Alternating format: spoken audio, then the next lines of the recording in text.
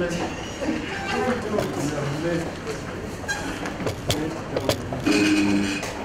are the ladies?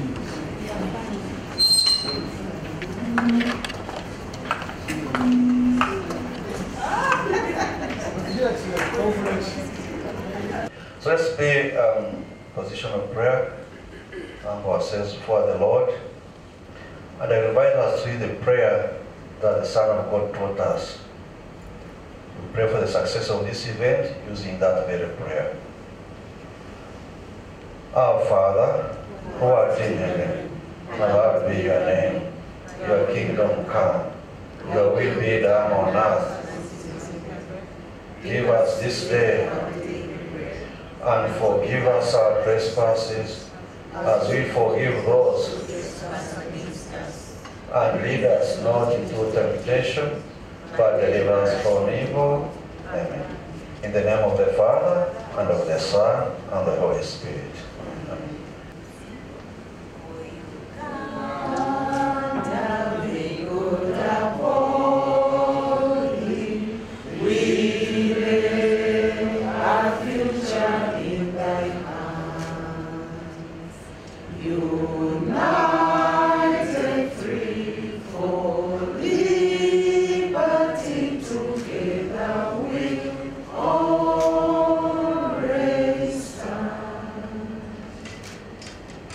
Thank you very much. That's enough. Thank you very much, Madam Pescado. All right.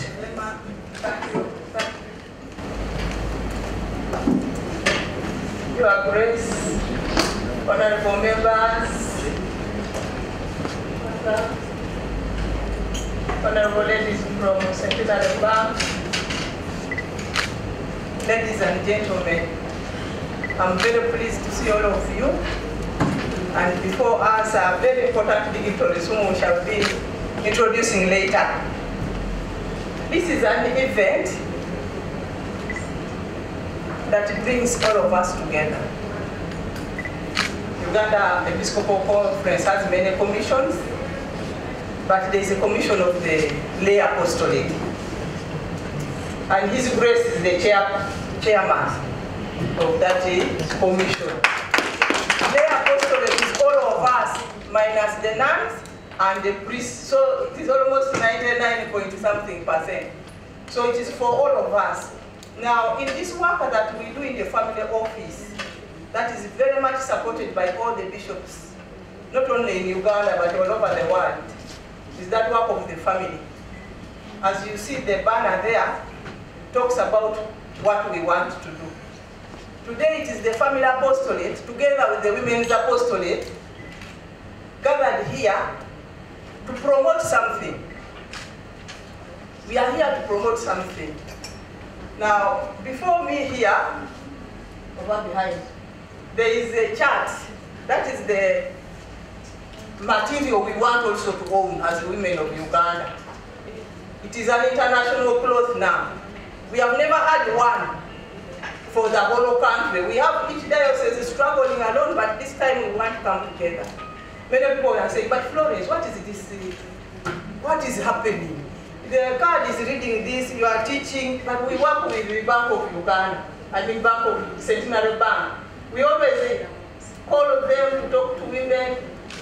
Some women are super women. You know what a superwoman account is in the bank. You don't lie. So they come, before we do our other things, we want them to talk to the women and men who will be here. As you see there is male involvement. So men who are around are not here by mistake. In the family, they are the ones who head our families. They are the ones in charge. The home which is successful, there is a powerful man there. So that is why we are all here, women and men. Although the teaching, we want to focus on women having some income in the house, wealth creation. I've sometimes invited my husband, Johnson Kwesgabo, to talk to people in the family support groups about wealth creation and household level. Before even this wealth creation we hear of started, we were already teaching about wealth creation at household level.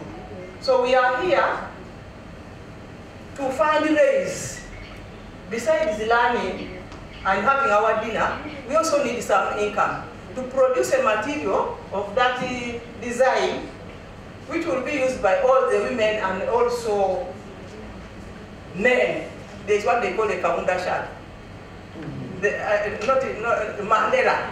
The men can also make a Mandela shirt. Then the women, we also make our clothes. The one I have here is the synod dress. I was a bit confused. I wanted to go and check and say, how do you talk about something which you are not in? So I called for my notes. It was pending somewhere. This is the synod cloth, which is used in the Messiah zone. It was produced Maria Sumpta, when was that in Kenya, Nairobi? Yeah. So we also called, because the women in Uganda want to go to the Vatican, the Pope has invited us, so we wanted also to go with our material. That's why we said we hurry. Let us we went to the Archbishop, help us to look for money so that we can print ours and go with it. When we go to the other women, they really put on this, you see the sea, like they feel the whole Nambole. When I was in Malawi, even the first lady was in that cloth that we used at that time. Everybody, even the priest, instead of, they called it Chazador, they had that material. The whole place was that material. So we also want one in Uganda, which we can also boast with when it is time either to host other people or to go to other worlds or to be in Namugongo, and this is this. I would like to request Maria Sumpta Gidudu, please come here for recognition, because she is the first president. She's the first president-elect in Uganda. We have presidents in the dioceses, but during this regime of ours, of now like 12 years, the women were able to vote from the parish to the diocese, then to the national level. And Maria Sumpta Gidudu was elected as the president, and she's the first ever in the history of the church in Uganda, 150 years. She's now the first president. So I wanted her to say a few things about what we do. That is the World Union of Catholic Women's Organization, which is now calling us. And then there is Uganda Catholic Women's Apostolate. Then we have other women groups in the country. We are supposed to bring each and everyone together, and we call ourselves pastoral leaders. When you are working in the diocese, in the parish, we shall be treating you as a pastoral leader, and then we have to have uniform that identifies us as people who have received that message you see there on the banner.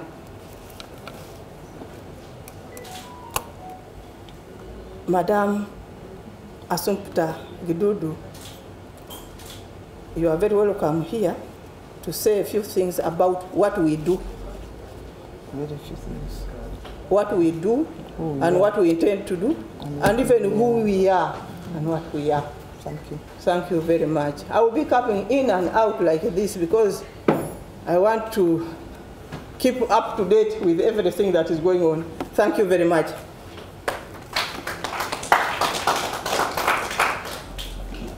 Thank you, Madam. His Grace, the Archbishop of Semogerere, the clergy present, the ministers and the honorable ministers and the parliamentary leaders and the chief guests who have been invited tonight, Madam, main guest speaker, our friends from the church, our friends from the community, ladies and leaders of the ladies from the dioceses, those who are here, our families, ladies and gentlemen.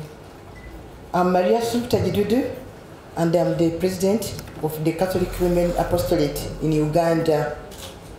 Not only am I leading the women in the Catholic Church in Uganda, but I'm also leading the women in the world.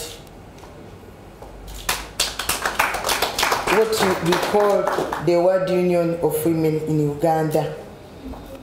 Uganda Catholic Women Apostolate is a Catholic women's organization which was formed to help women come together in the 4 provinces of Uganda, namely Tororo Archdiocese, Mbarara, Gulu, and Kampala Central.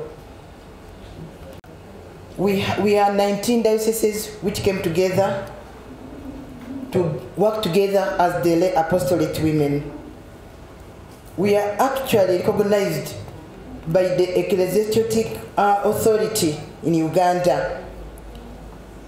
Its structures exist throughout the church, right from the grassroots up to the diocesan level.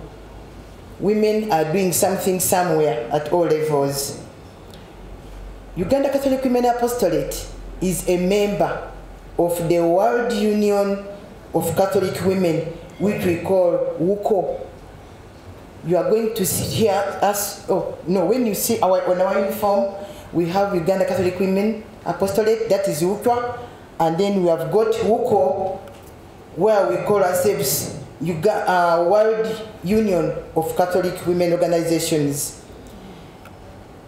We are linked to it as part of the world.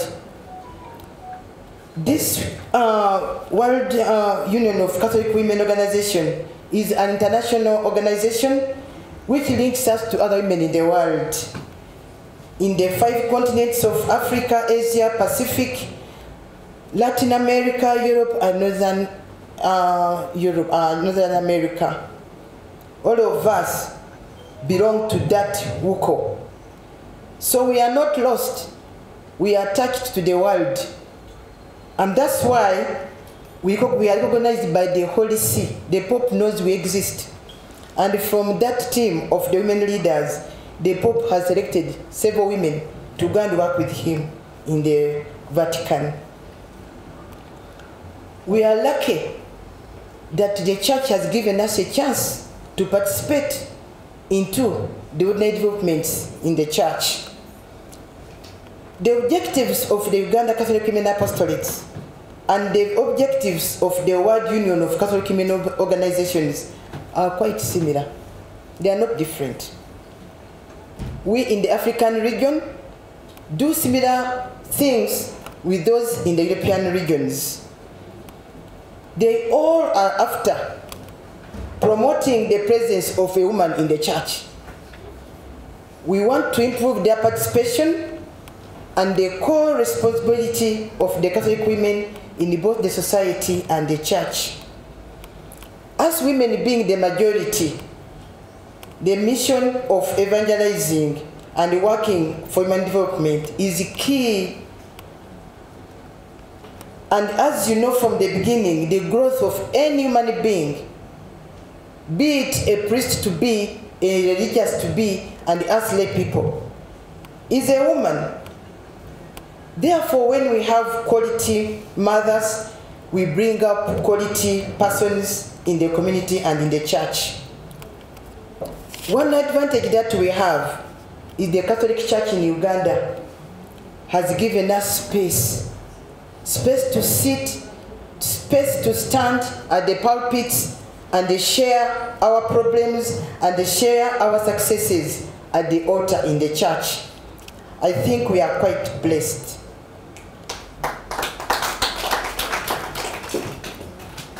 The church expects us to carry out some duties, some responsibilities, to support it so that we can be able to grow up children from responsible backgrounds. And you also know very well, ladies and gentlemen, that without having a quality family, you can't have a quality priest. I don't think Archbishop, Your Grace, you'd be what you are if the parents were not responsible people. So at this juncture, I wish to ask or to thank the Archbishop for being able to come around and see and share and at the end of it advise us as women in Uganda, especially in the Catholic Church, to know what to do, to know what we are doing, because without your support, His Grace the Bishop, we can't do this work.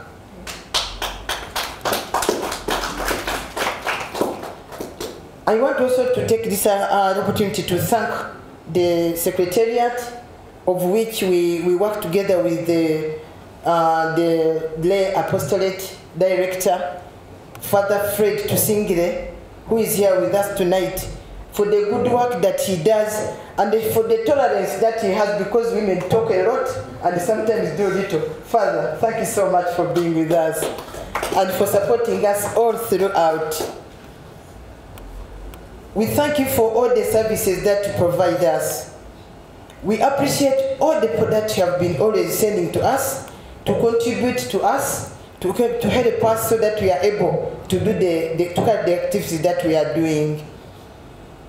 At this moment, I want to thank Madame Florence Kwesi-Gabo. She's here. You've seen her running up and down. She's the main thinker and organizer of this function tonight. Florence, thank you so much for contacting all these wonderful people so that we can be able to be here and sit here tonight and carry out our duties as we are doing. Women in Uganda have been longing to be together. They long for that place where they can be recognized. They long for the world to see that they are doing something tangible. And I think, Mrs. Kwesi-Gabo, we are trying, are we? Are we? So, my Lordship, as we are talking, I think we mentioned to you earlier when you're in your office, we are joining other women in the world to go and attend the assembly in Italy. It's going to be in Assisi next month.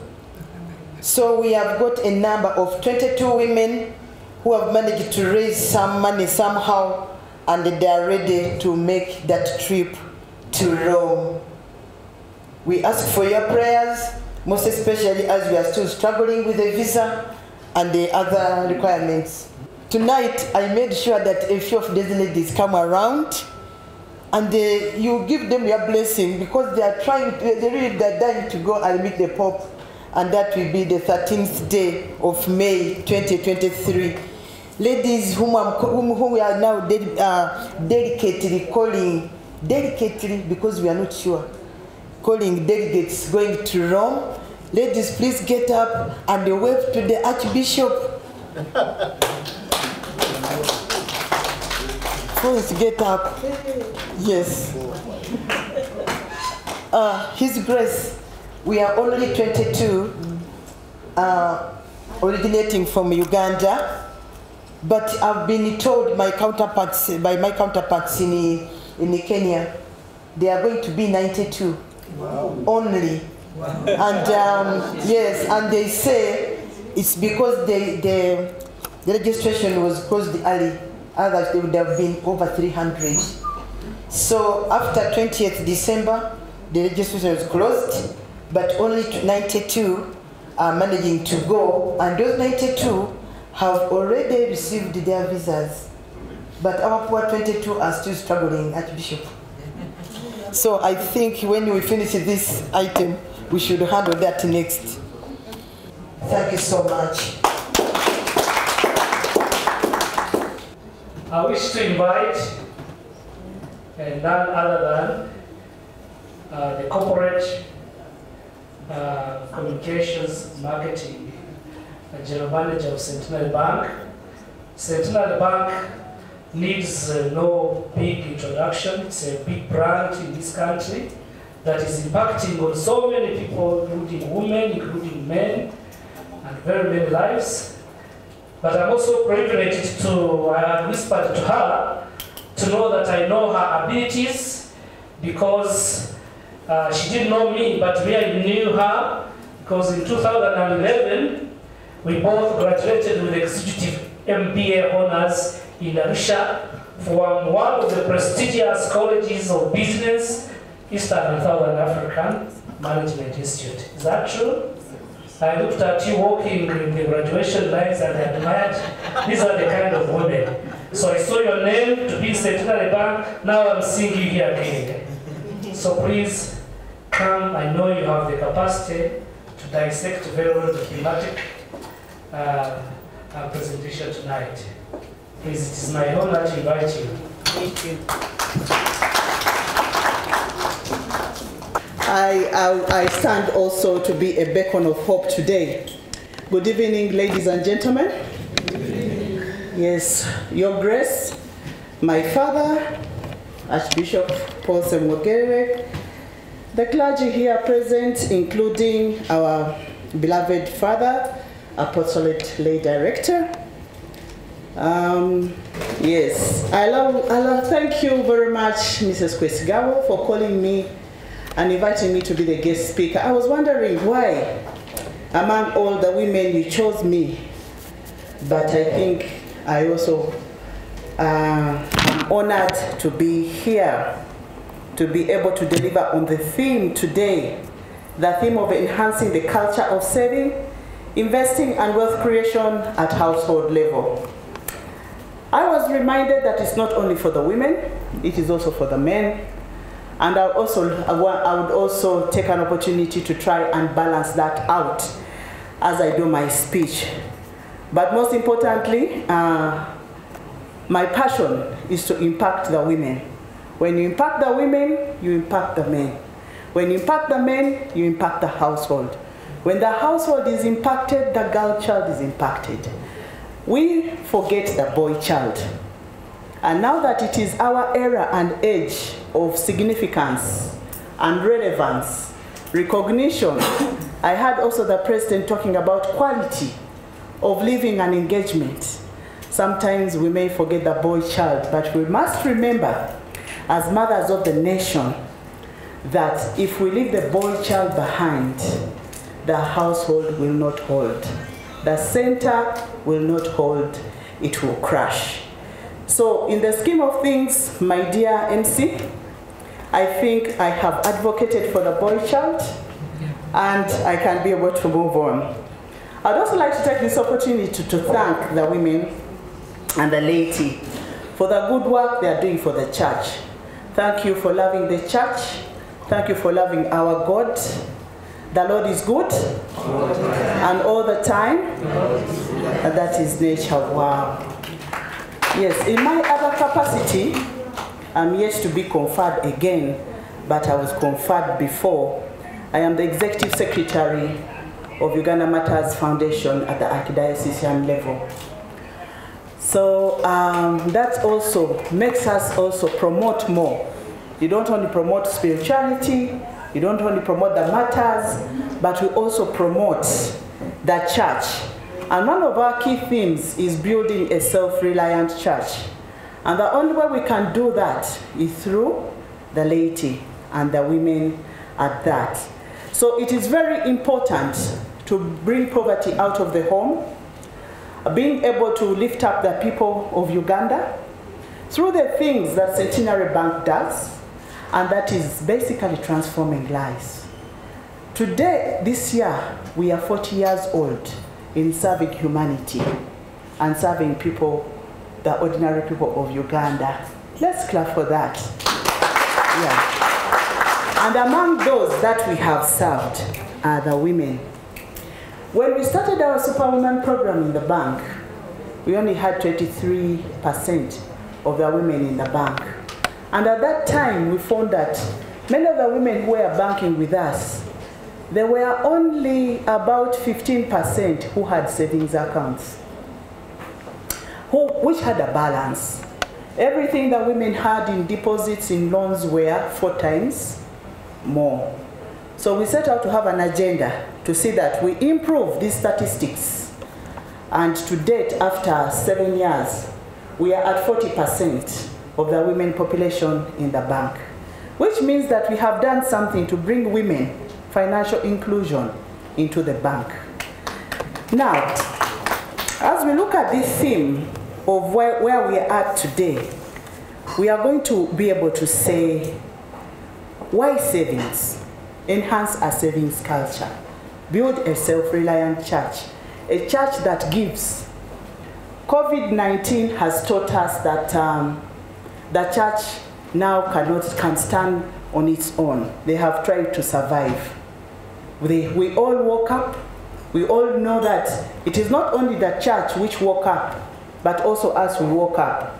And the culture of savings is one of the key pillars of survival of any human being in society.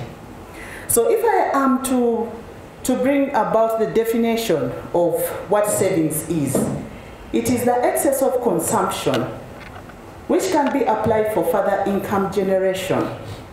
The importance of this consumption surplus is intended to further grow the income for investment. So there is a process you go through in order to save. And as you save, you first have some money, then you look at saving it, you look at investing it, and you look at becoming wealthy. But before you touch that money, they are called the 7 laws of wealth. You cannot save what you don't what? You don't have. You can only save what you have. And in the laws of money and giving and receiving, the first thing when you get money, what do? You spend. It is a given. You just get money and you spend. But when you are going to get the actual law of engagement, you get your money, you first put aside 1/10. That is the natural law of engagement. Give to God what is to God, and to Caesar what is to Caesar. So you get your 10%, you put it aside, you give to the church. Then you get another 10%, you save it.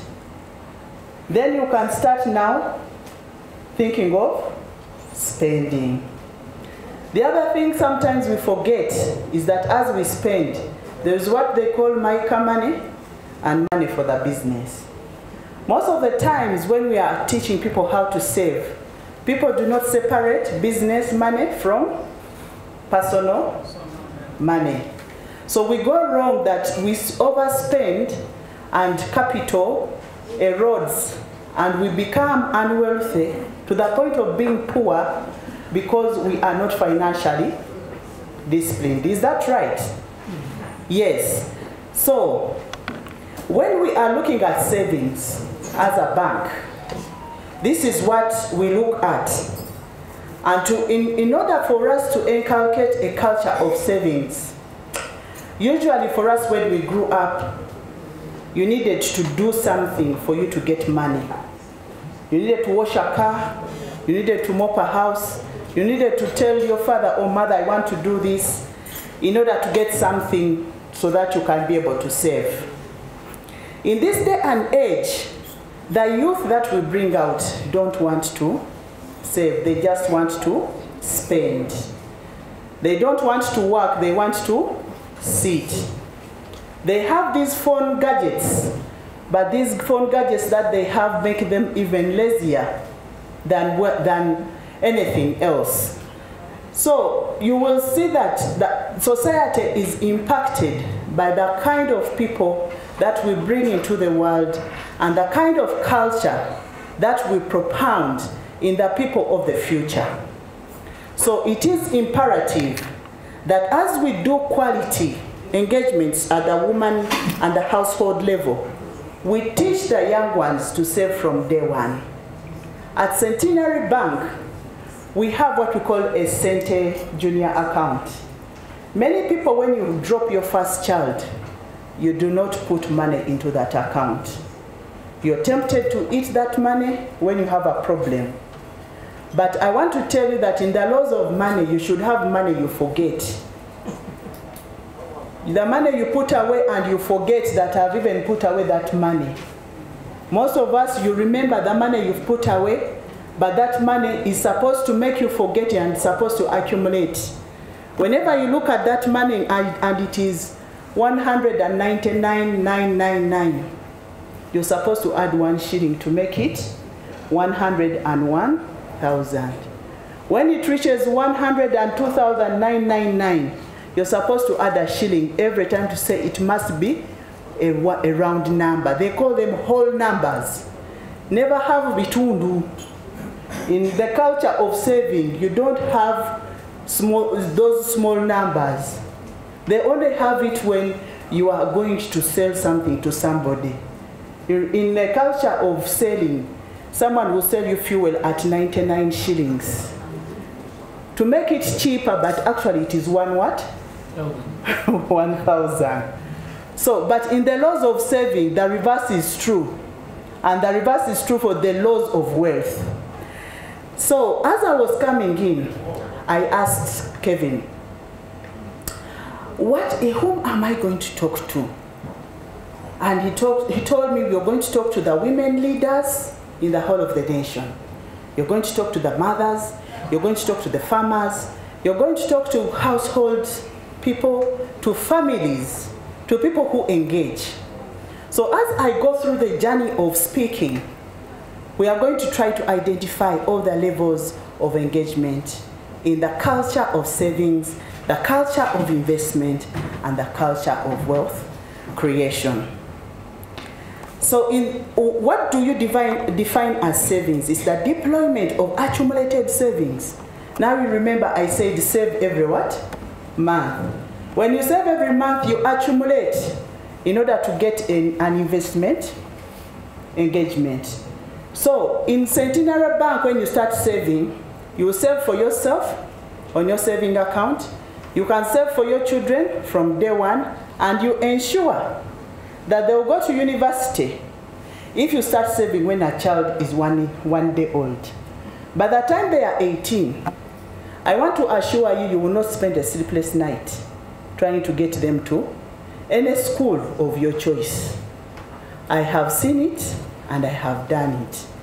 And I have also suffered because for some I didn't save. Now I reach here, now they are more than 2 in university, and I said, why didn't I save? And I saved for some. But if I had done it then, probably you have an easier time and you go to sleep. There's also what they call insurance. Most of the times we don't mind about insurance. Insure your lives according to medical. Insure your medical so that when you're out of retirement. I've had a number of conversations with Florence. When Florence retired from the bank, there are certain questions I was asking her. How prepared are you for retirement? Did you save? Do you have an investment? And then we would compare notes and say, I have not done anything. Then how do we go about doing some of these things? That may be a challenge to most of us. When you come out of savings and go into investment, when you accumulate some wealth, some money, then you can buy an asset. Most of the times when we buy assets, we think assets are to be kept, but they are to be kept for a reason, to help you to accumulate more assets. But sometimes you keep the assets in the drawer and you don't use it to get a loan in order to increase your what? Your assets. You remember when Jesus gave the law of talents to people? He gave them and said, you go and use. One kept, he never what? Accumulated. And what did the 2 others do? They used them. And they multiplied by 1,000. But most of us women, what do we do? Kanokange. You hold on to it. It does not multiply. You don't grow it. You don't engage. And you don't use it when you're in trouble. You don't even want to take out your own title. Sorry? You can't even stop you from taking your own title. Yes, but there's called the title for business and then there's the title for security. Some of us think that to have a title is to have a house. I don't think that that is the major engagement. An asset is anything that you hold. An asset can be goats, it can be cattle, it can be a chair. The chair that Your Grace, the Archbishop, is seated on can cost about 200,000 shillings. You can sell it tomorrow. At Centenary Bank, when you come to borrow, I can count the chairs. They come to 1 million, like 5 on the dining table. You see, Your Grace, I can count the chairs. Then I count the TV and other things. And you come up to 2 million shillings. And I give you a loan of 4 million shillings. And it starts what? Multiplying. Now, these assets that you have, usually they are supposed to help you when you're in trouble. When you borrow and sometimes you cannot pay, be ready to release something so that you go back to what? To square one and innovate again. But people sometimes are not ready to be able to release and go back to square one. How do we help the women make some of these investments?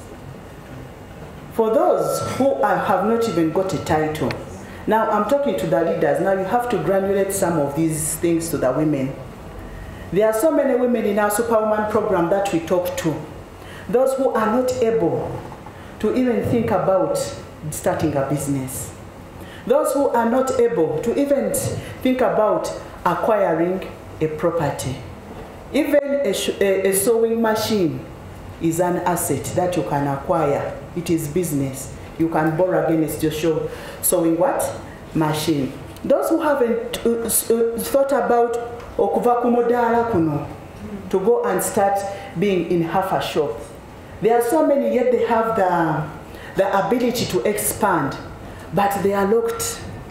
And why are they locked? Because they don't have information. And why is it that they don't have information? It's because they don't have networks. At Centenary Bank, in our Superwoman program, we teach everybody. The women, when we ask them what do they need mostly, they told us, give us information, empower us. That is what the MC said. Empower the woman, and then they will be able to what? To grow. So we have seen women who have come from a small shop. They have done two times a midala. Then they have acquired our agency banking. We have now 7,000 agents. But part in the shop, they have added on agency banking. And now they are becoming bigger and better. Because they have got knowledge. Most of the women, what they lack is knowledge and networks. They need someone like somebody in this room to tell them that chisoboka. It is like when you preach a Bible, you go and preach, we should preach the Bible to them, that it is possible to get out of somewhere where you are and then to be able to progress. In the scheme of savings, as I'm talking about, there are things that we also do. If you want to acquire a chibanja and you're not yet able to acquire a title, you can borrow small, buy a small chibanja and keep on adding on. We connect you to Buganda Land Board. You buy a small chibanja, you keep adding on until you get your title. When people get titles, and women have gotten titles in the bank, they are being able to use those titles to borrow better and to become better. It is said women have significantly higher propensity to save than men. It is true. But what we see in the banking arena, we see that men have higher deposit balances than women. Women are only saving 30% and the men are saving 70%. In terms of borrowing, also it is true. Only women borrow who can borrow at 30%. Not because they can't borrow, but because they fear to borrow. They are risk averse. But if you accumulate some title, some equipment, something, there's something you can give and you start having some sources of what? Income. Now, as we go into wealth creation, it's the process of careful allocation of available assets into income, into generating vehicles. Now you have saved. Now that saving has turned into some accumulation. And that accumulation, you can make an investment. There are people in this room, women, who came up from nothing. They started a group. The group was a circle. They collected money. By the time they knew it, they had 10 million. And then they said, oh, it means we can do more. They went to 50 million. Before they knew it, because they were saving, borrowing from each other, they grew to what? 100 million, because now they could be able to do some what? Business. Small, but some business. Selling among each other their goods. Right now, they are owners of a school in this Kampala and in this town. A very powerful school. started with very small savings at the hand, and it's a primary school. But how they started it, they are not very powerful women, but they are women with a purpose. And that's the message I bring to you. Are you a woman of purpose? A woman who is able to impact the nation. A woman who is able to become relevant to other women that you meet. One of the other things I also found out, our charity magara gaba information. Yes, when you have gone to China, you have found the source of bags, you are the only one who wants to sell. But you remember in the Bible they said everybody has their own what? Their own luck. That even if you gave all the information to someone, they can never do the things that you do. Because God made you what? Special. So if you want to grow, you better give. Sometimes we think that giving is giving money to the church. But giving information is blessing. Lifting up someone and giving them a hand and telling them this is where you can be is some of the blessings that we need in order to make a powerful woman and a powerful nation. So, other things that we have done in the bank. I forgot to come with my eggy bank. I would like to recognize one of my general managers, my colleague, Mr. Charles Kabanda. He's the head of retail in the bank. He's the one who looks after all the branches, 80 of them. He's a very busy man. He's the server priest of Rugazi. And many others. So we work with him closely to be able to do these things. In my office, I have an eggy bank, over 18. Every time I have my extra coins, I drop them into my what? My eggy bank. Every time. To this day, I still save in a tin at the office all those extra coins. I have one at home. Every time I go into the house and I come with small change, I save into my what? My eggy bank. When I see Nsenene passing, I don't eat Nsenene. You don't tip? Tip, you tip. It's the law of nature of giving. But you don't eat, what else is sold which is very delicious? Kabalagala. That kabalagala. What else is sold on the street that we eat every day? Mochomo, groundnuts. Those things, if you count those monies that we spend on eating those small boom punching. I'm telling you the amount of saving you can do. I think COVID told us that every bottle we take every day, it can amount into some bag of what? Cement. And you can start building a block on a what? A block. So I'm here to give hope to my fellow women and the men in this room. That while we are bringing up the woman and empowering them to be the women of tomorrow, this is our age, this is our time. They say that these days women are getting more jobs. Is that true? Yeah? Yeah, sure. Okay, they are getting more jobs. I don't know. The men, you must be able to give me the ear. They have some more money by the grace of God. I don't know your grace how it is coming about. But even men have money. But even the women are getting into the culture of looking after families. We are telling them, look after those families, but be decent. Yeah, sure. Okay? Be decent. Don't destabilize our good men. They need our support. They need us to be the holders of the family. Bring up our children to be the children of tomorrow. And by that, being at the forefront of savings. That thing I'm talking about, ladies and gentlemen, is what leads me to pour into my bank account, my savings account. And my savings account, that's where I don't look at all. Every time I pour, I don't look, I look after a year. And then I have a bank account where I receive my what? My salary. Then I tithe, I give, I spend, and then I look at also other things that I do. For the women in this room from all the corners, you need to be able to save. I know you save, but you don't invest. Women, you will have these suitcases behind where we have our chameleon, million yange, but the million is not adding to the family. That is a cardinal sin in the Bible of not multiplying what you have. So where does your money go? Always ask yourself, where does my money go? If you can, start tracking and saying every day, what do I spend on? What do I eat on? Mami kabalagala, mami chindazi, you know, those small things. And start counting those coins, and you said, supposing I turned this into an investment, what would it do? So in COVID, many people were selling things on e-commerce. Others from the boots of their car, others on social media. They have found creative ways around which to be able to engage.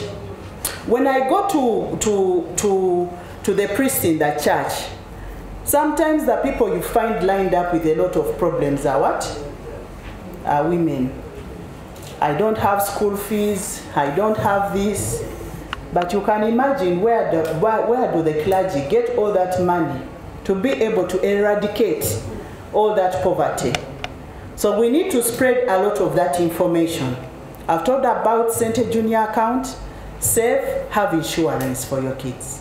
I've talked about the investments. There is an account where you save for a goal.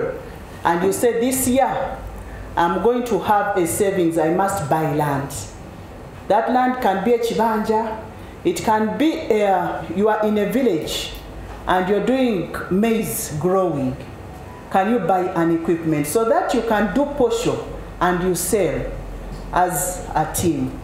You can always pay for that equipment.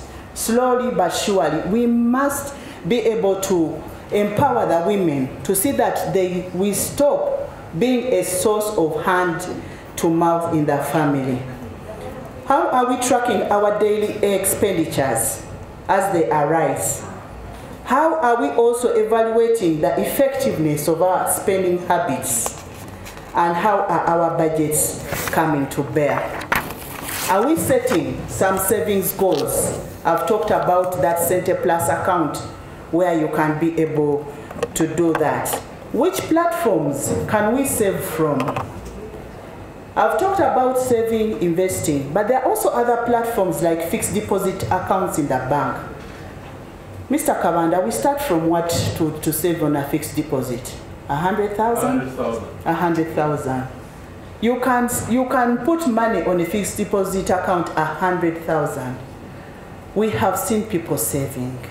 We have seen people starting a business on our Center mobile platform, whereby you go in the morning, you buy things, you sell them, and in the evening you take back the money. That is our Center mobile platform, where you borrow in the morning, as long as you save every day on the account, your limit keeps going up, and then you go in. In Obutale, abachala babikozesa. They go and buy matoke in the morning, and in the evening they are what? Paying back. They go and buy chicken in the morning, the ones who are doing roadside roasting, and they are growing. We have seen women growing from a chips vendor now coming into the shop at the back of the building, just by doing that every day. So for me, I believe that the most important thing that we need here is knowledge and power.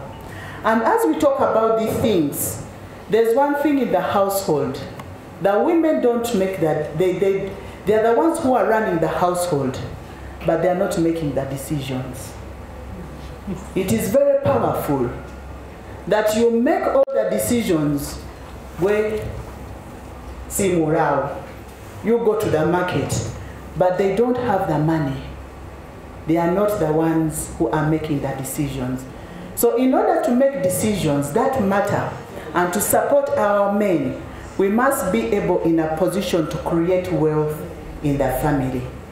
So it is important that our children, supposing our children are not able to go to school and they stop at a certain level, and they are youth between the age of 18 and 25, they can be able to start an account, and we can lend them money to start a venture, either pottery, piggery, stoves making, anything. And those, we have seen a number of youth coming through and being able to pay. Some of them are gardeners, interior decorators. Some of them are plumbers, but they come and they borrow and they save some little money, and we lend them money and they grow. It is said that women, they do 99%. They pay back, by the way. When women borrow, they pay back 99.2% when they borrow. The men at about. Do you know at what percentage the men are at when they borrow? Say it. You can guess. Oh, sorry? About how much? 40 to 50. Okay.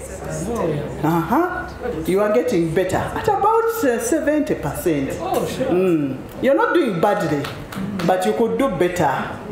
Because sometimes you're deliberate about not what? Naye abakyala bakola ki? Basasula. So obanga omukyala oli musasuzi, you need to be able to multiply your what? Your wealth. So I am calling upon all of you that let us save, let us invest, let us have our youth come up, and let us make sure that we don't have a lazy nation that we are bringing forward into our lives.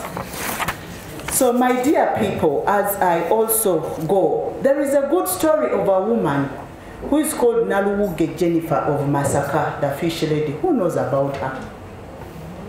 The lady who drives a motorcycle all the way from Masaka. During COVID. That woman borrowed that motorcycle.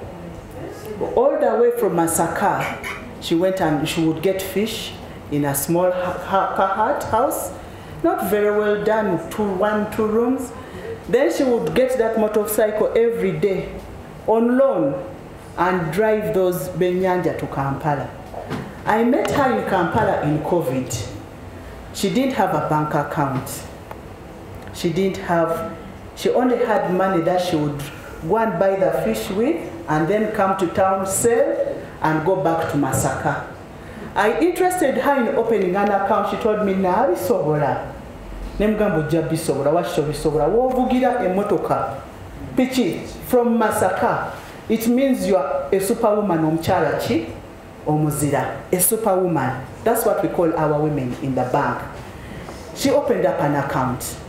And the account she opened up was a superwoman account of 50,000, not the one of 10,000. And I told her, within 6 months you will borrow Nyabo. Say, how will I borrow? Because you do fish. When you bring the orders, they are not enough to Kampala. We calculated some small mathematics, and I told her, Nyabo, you're going to borrow 200,000. Tandikirao. She said, how will I do that? Enyumba yange bajajitwala abaana mugamba, but you have income. Open that account in 6 months. We shall see how you're working, and you borrow. She called me yesterday and she told me, Nyabon, I borrowed. Nemugamba, how much? I borrowed 50 million. Nemugamba, business here. One per man. Nembi kuba mu abondi ngamba ono nja kukola bwenti fish kakati nafunya abantu alake nene intono bichi nevuna nakatale. Then now she has borrowed. Now she's planning on expanding her house room by room, because the kind of products that we give, you can be able to put on one room at a time. Osokane diro, then you go to another room, then the third one, and then you roof. So now, that is the story I have of Naluwuge Jennifer. But all she needed was information. She was already on social media. She didn't know how to use it, but she learned in 1 month. She told me, Bisoboka, tekerako wane nambania na ansomesa. And then she started. Now she started sending her fish. When she's asking, what do you call social media? Can I get fish yange? By the time she gets from Masaka, she has sold her fish and she's just moving around collecting money. And when she calls you, she just says you, baby, now for the fish yange na yempa kusenta ntochimanyi. To eat up baby. But the way she will tell you, she tells you, no, if you can pay me today, so that I can go back tomorrow, baby, I will do more. But that is the story of Naruwoke, and I'm going to be able to put her on TV to tell the women what it is to have a savings culture. And now she's going into investments, and now she's going into wealth management. What more can I say? That is Centenary Bank for you. We give hope and quality, relevance and significance to women, their household and their family, and then they can give back to the church. Thank you very much.